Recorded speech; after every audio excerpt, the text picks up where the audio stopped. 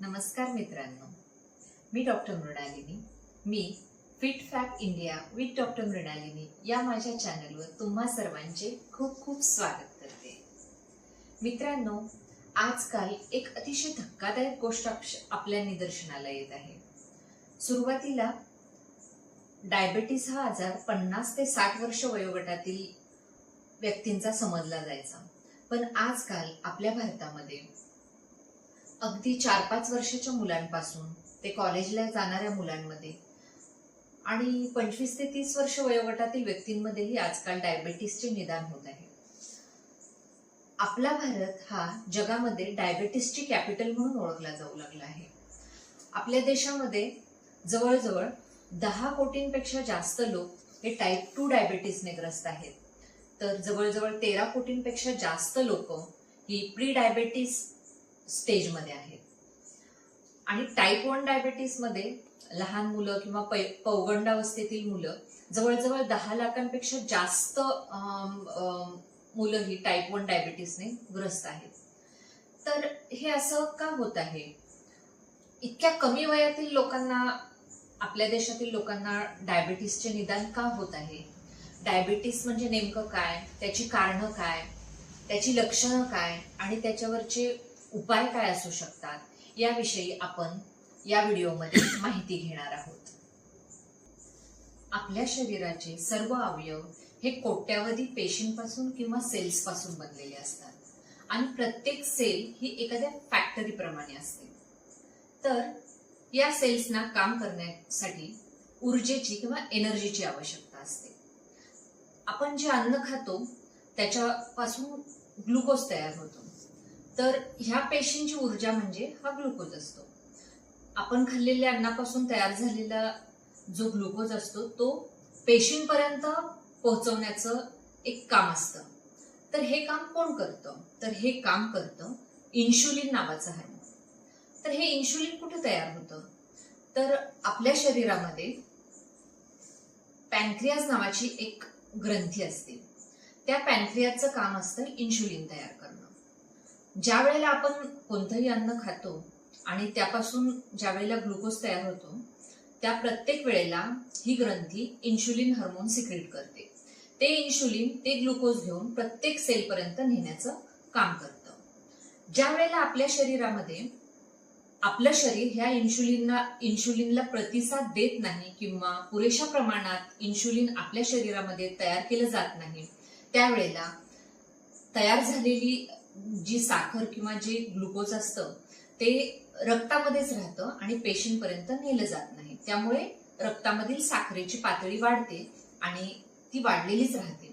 ह्यालाच आपण डायबिटीस किंवा मराठीमध्ये मधुमेह असं म्हणतो. डायबिटीस एकूण 3 प्रकारचा असतो: टाईप 1 डायबिटीस, टाईप 2 डायबिटीस आणि जेस्टेशनल डायबिटीस. टाईप 1 डायबिटीस मध्ये शरीरामध्ये इन्शुलिन तयार होत नाही. या प्रकारचा डायबिटीस हा लहान मुले किंवा तरुण मुलांमध्ये डायग्नोज होतो. टाईप 2 डायबिटीस जो आहे, आपल्या जितके डायबिटीसचे पेशंट्स आहेत त्यापैकी 90 ते 95% डायबेटिक पेशंट्स हे टाईप 2 डायबिटीसचे असतात. तर ह्याच्यामध्ये काय असतं की शरीर इन्शुलिनला रिस्पॉन्स देत नाही. लठ्ठपणा किंवा निष्क्रिय जीवनशैली असणाऱ्या लोकांमध्ये टाईप 2 डायबिटीस हा जास्त प्रमाणात बघितला जातो. आणि गर्भावस्थेमध्ये जो डायबिटीस होतो त्याला जेस्टेशनल डायबिटीस असे म्हणतात.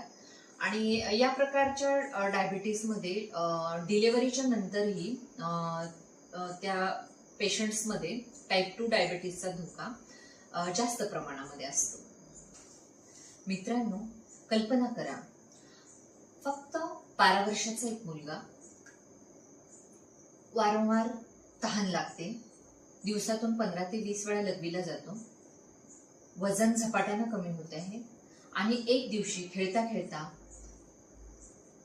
अचानक शाळेत किंवा घराच्या आसपास अचानक बेशुद्ध पडतो. आणि मग चालू होते नातेवाईकांची, आई वडिलांची जीवघेणी पळापळ आणि धडपड. मग दवाखान्यात नेलं जातं आणि त्याला निदान होतं टाईप 1 डायबिटीस आहे.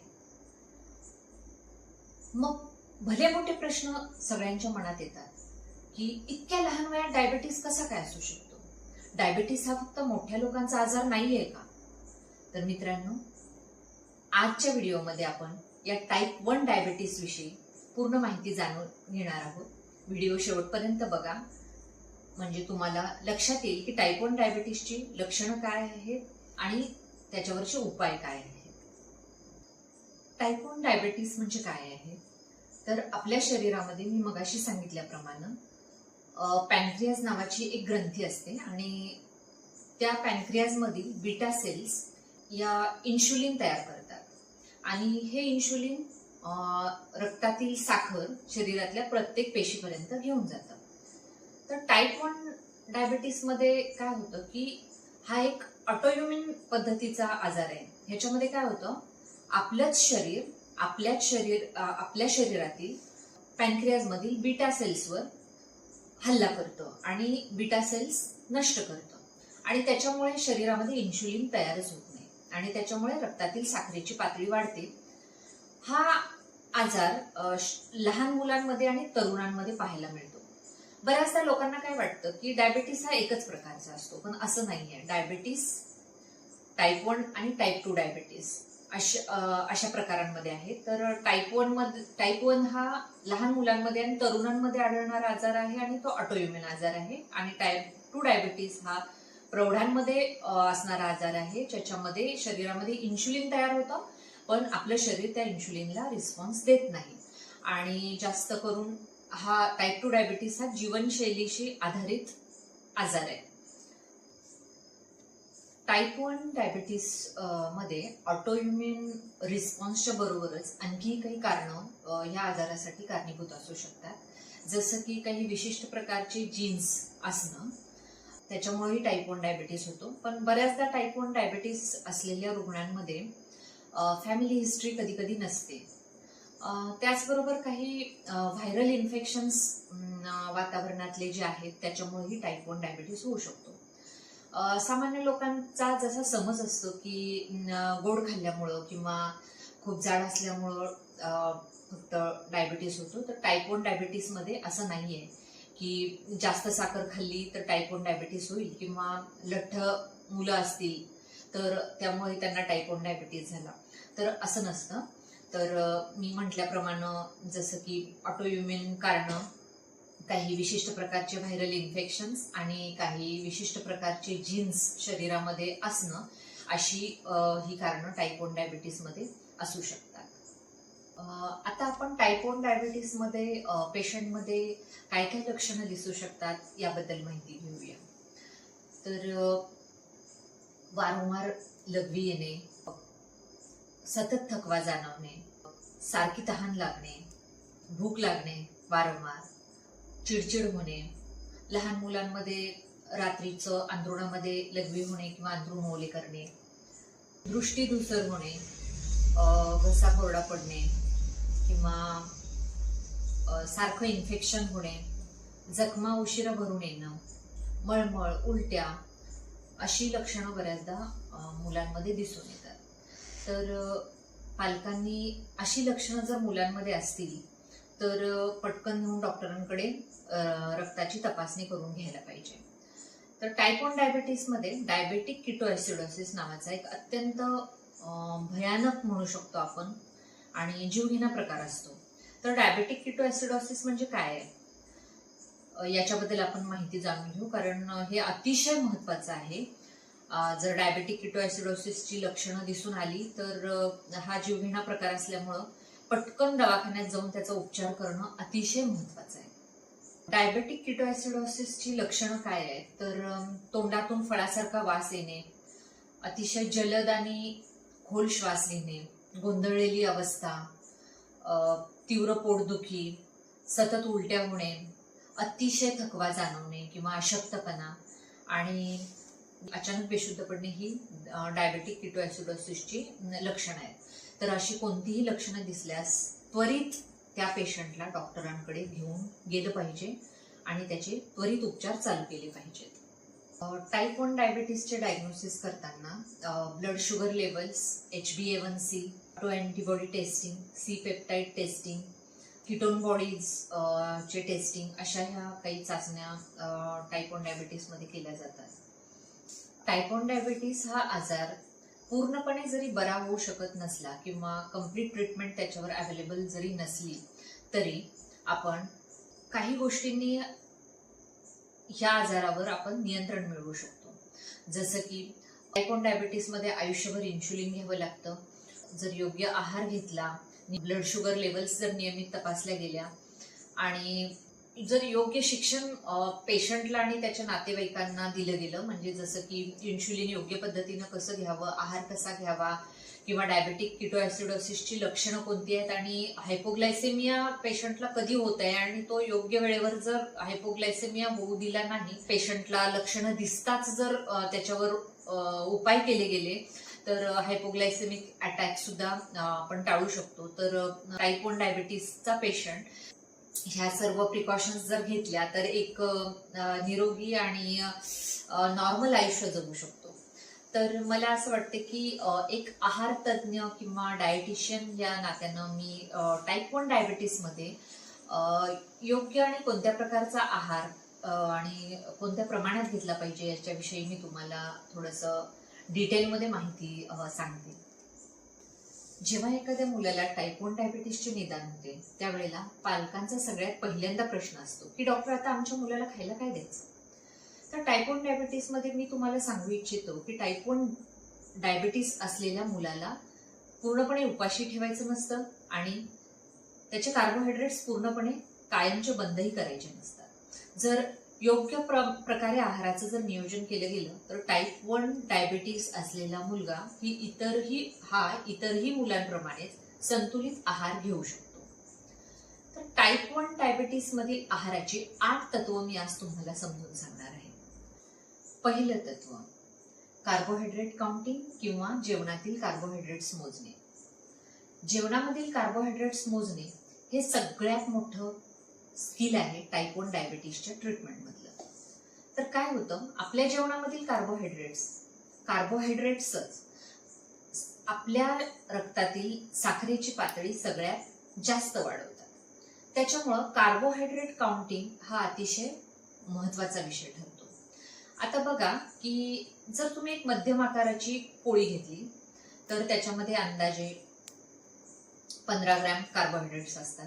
जर एक वाटी भात आपण घेतला तर त्याच्यामध्ये अंदाजे 45 ग्रॅम कार्बोहायड्रेट्स असतात. एक मध्यम आकाराचं सफरचंद जर आपण घेतलं तर त्यात 15 ते 20 ग्रॅम कार्बोहायड्रेट्स असू शकतात.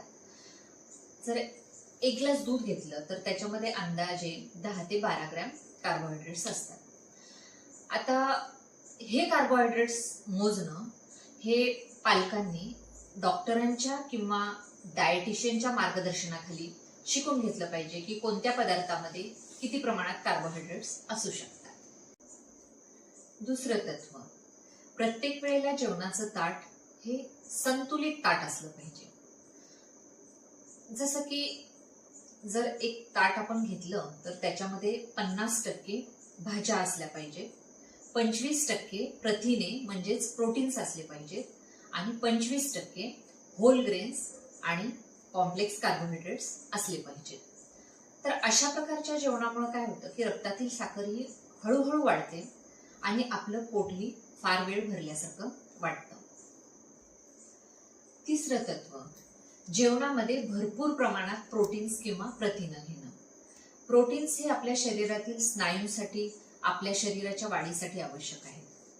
तर आपल्याला जेवणामध्ये जसं की दूध, दही, पनीर, टोफू, डाळी, कडधान्य, सोया, अंडी, चिकन, मासे अशा सर्व गोष्टींमधून आपल्याला प्रोटीन्स मिळतात. तर प्रोटीन्स भरपूर खाल्ल्यानं प्रोटीन्समुळं आपल्या स्नायूंना योग्य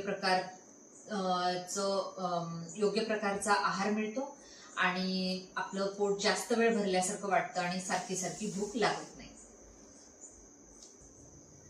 चौथं तत्व, योग्य प्रकारचे कार्बोहायड्रेट्स निवडणं. तर आपल्या शरीराला कोणते कार्बोहायड्रेट्स योग्य आहेत, जे कार्ब्स आपल्याला बाजरी, नाचणी, ओट्स, डाळी, ह्याच्यामधून मिळतात आणि कोणते प्रकारचे कार्ब्स आपण टाळले पाहिजेत, जसं की डायरेक्ट गोड पदार्थ म्हणजे जे फक्त आपल्याला एम्प्टी कॅलरीज देतात, म्हणजे फक्त कॅलरीज देतात आणि पोषण मूल्य काहीही देत नाही, अशा प्रकारचे कार्ब्स जसं की मैद्याचे पदार्थ, पांढरा ब्रेड, बिस्किट, पेस्ट्रीज ह्या गोष्टी किंवा कोक ही सारखी शीतपेय ही आपण टाळली पाहिजे. 5वं तत्व, जेवणामध्ये भरपूर फायबर घेणे. फायबरमुळे काय होतं की रक्तातील साखर हळूहळू वाढते. तर कोणत्या गोष्टीमधून आपल्याला फायबर मिळू शकतात, तर पालेभाज्या, संपूर्ण फळं जसं की फळांचा रस न घेता पूर्ण फळ घेणं, गाजर, काकडी, टोमॅटो, सॅलड ह्या सर्व गोष्टींमधून आपल्याला फायबर्स मिळतात. तर ह्या सर्व गोष्टींचा अंतर्भाव आपण आपल्या जेवणामध्ये जरूर केला पाहिजे. आता 6वं तत्व की टाईप 1 डायबिटीसचे पेशंट फळ खाऊ शकतात का, तर हो. बऱ्याचदा लोकांना काय वाटतं की फळं ही गोड असतात आणि डायबिटीसचं निदान झालं तर फळं बंद केली पाहिजेत, पण फळं पूर्णपणे बंद करण्याची काहीही गरज नाही. तर सफरचंद, पेरू, पपई, बोरं, संत्री अशा प्रकारची फळं डायबिटीसचे पेशंट्स खाऊ शकतात.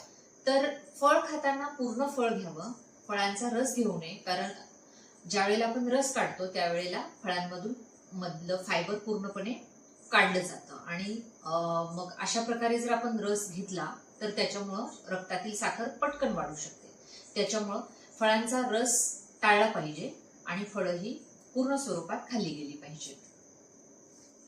आता 7, कोणते पदार्थ आपण टाळले पाहिजे, तर जंक फूड्स, पॅकेज्ड ज्यूस, तळलेले पदार्थ, त्याच्यानंतर चॉकलेट्स, कॅन्डीज हे पदार्थ पूर्णपणे बंद करण्याची गरज नाहीये, पण योग्य प्रमाणात आणि योग्य नियोजनासोबतच, आहाराच्या योग्य नियोजनासोबत हे पदार्थ थोड्याफार प्रमाणात डायबिटीसचे पेशंट्स घेऊ शकतात.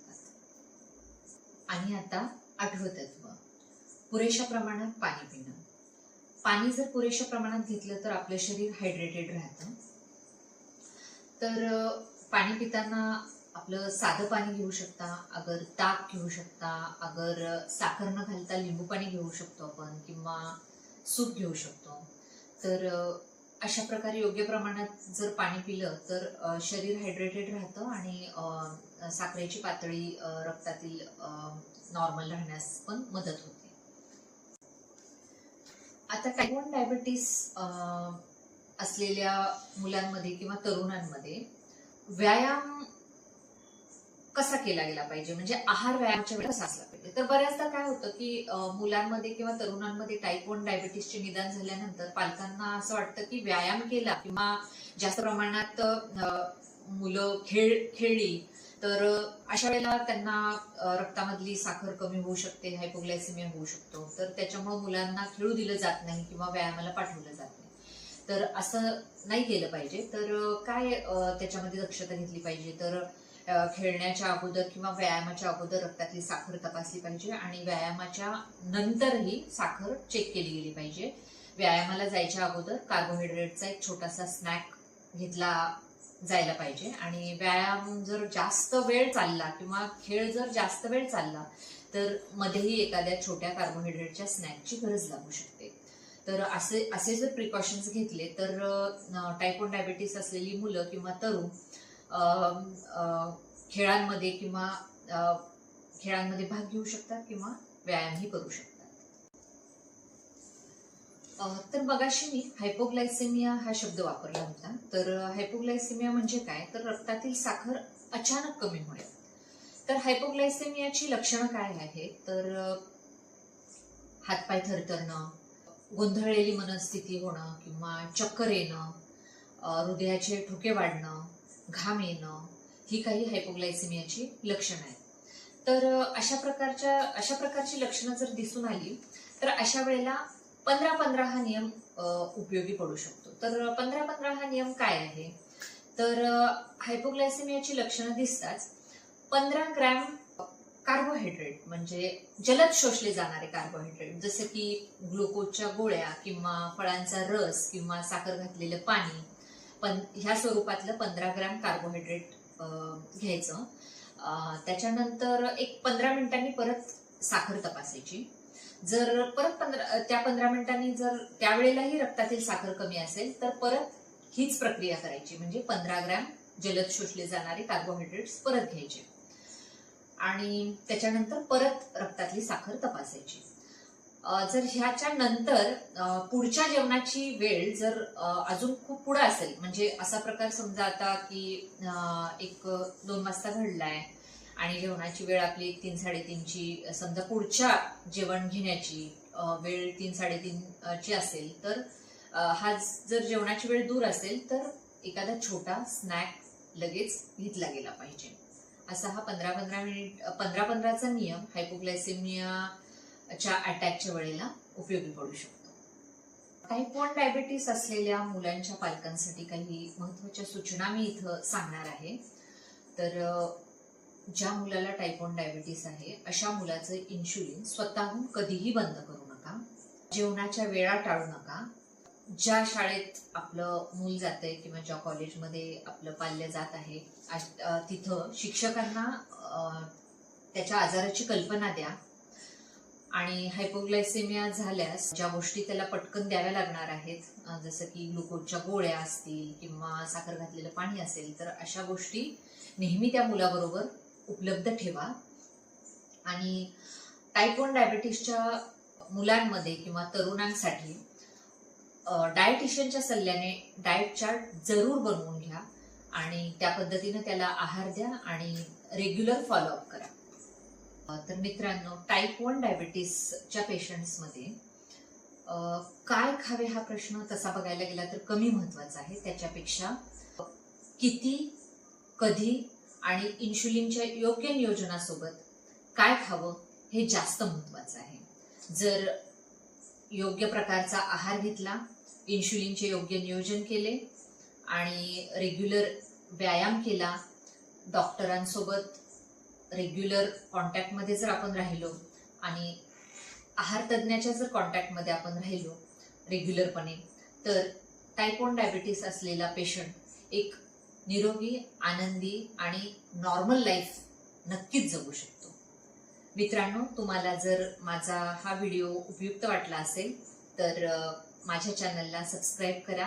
हा व्हिडिओ आपल्या मित्रांसोबत किंवा ज्यांच्या कुटुंबांमध्ये अशा प्रकारचे टाईप 1 डायबिटीसचे पेशंट्स आहेत तुमच्या माहितीप्रमाणे, तर त्यांना हा व्हिडिओ नक्की शेअर करा आणि व्हिडिओला लाईक करा. धन्यवाद.